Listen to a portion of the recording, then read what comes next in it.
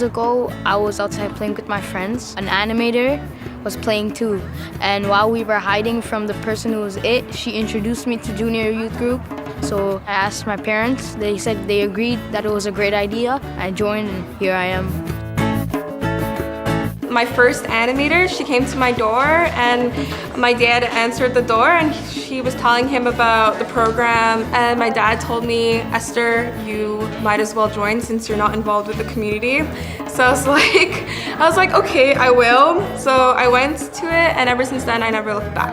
Our junior youth group brought a lot of people together that didn't know each other from before. I met lots of people who I didn't even know and they lived right in my building or right in my school and I didn't even notice them.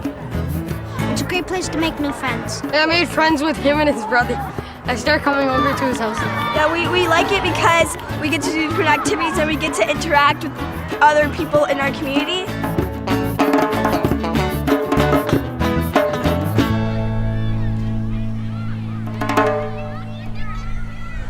So, can someone read for me what this book says? Tuva. Breezes of Confirmation, right. And what this book is it's a story about a junior youth much like you guys. So it's a 13-year-old girl named Musanda. And we're gonna read about some experiences that she's had. It'll help us ask some of these questions that I think we're all facing. Questions about what we wanna do with our life, you know, how can we best be of service to humankind? This junior youth program affected my life, like, drastically. Every time I'm around somebody new, I try and think of what I learned and how it would affect other people, and I try and spread the knowledge. I've learned that my actions have a lot of effect on people, and it taught me to reflect on my day and show what's good and bad and how I could change for the next day. It showed me that we need spiritual excellence because without it, it'll be really hard to succeed in life. And spiritual excellence is when you use your knowledge and you use your heart and compassion and blend those two together and help someone. I used to get teased and bullied around the neighborhood. But then my animators, they helped me a lot to get through stuff, and if I have a problem, I would talk to them about it.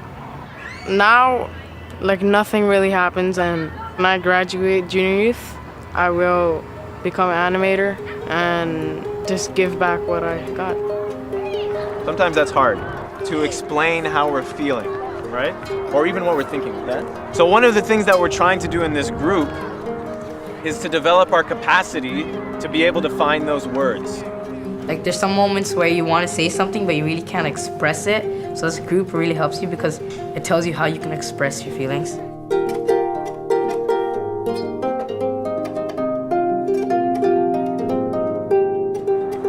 We want to think of something that we can do together for our community. Does anyone have any ideas about what we could do? We can provide service to our community. Service is very important because it helps others and at the same time it builds your character.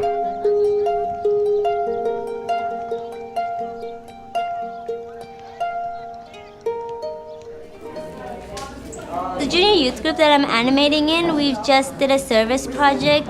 They wanted to show the community what healthy eating was and what's diabetes and how they can prevent it. These ones on the bottom is what you should do every day. Here's what you should do 3 to 5 times a week. Lots of people don't eat healthy now. And a lot of people have diabetes, which is a big concern. Many of our parents have diabetes. So we want to put an end to it.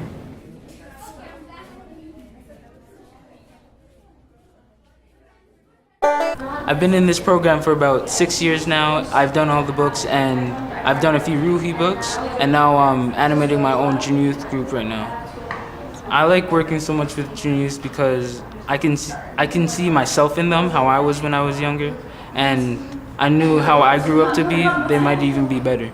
My animators that I was in with the junior youth, they came to me and asked me if I wanted to do my own program. So me and my friend from the junior youth said, okay, yeah, let's do it. So we went door to door, and then we had 2 kids for the first meeting, which I was kind of sad about.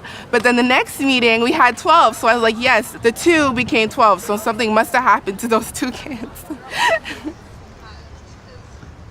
It's only right to show the compassion and the guidance that I have been shown and pass it down. By spending time with friends who drink alcohol a lot, can we protect ourselves from getting into a habit of drinking alcohol? No? Okay. Why not? Why is that the case? I really care about the youths in our community. Honestly, other things out there, such as like going to the park or anything, they're not really impacting anyone but yourselves. But knowing that coming to this program, you help guide other people, that's what really matters at the end, making a difference.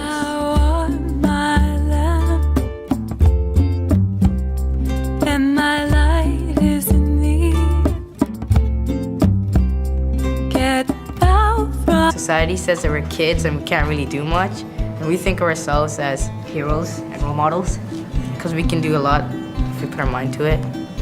If you were here in this community 5 years ago, there was a lot of violence that was present in this community, but through the establishment of this program, the future generations were guided towards a more positive direction, and the service projects that they have done has impacted the community in a positive way, and presently you do not see violence in our community. If we just do this in our group itself, it's only gonna change our minds. But if once I've seen people getting inspired and all the people joining in and us working as a team, I believe that we can make this place beautiful.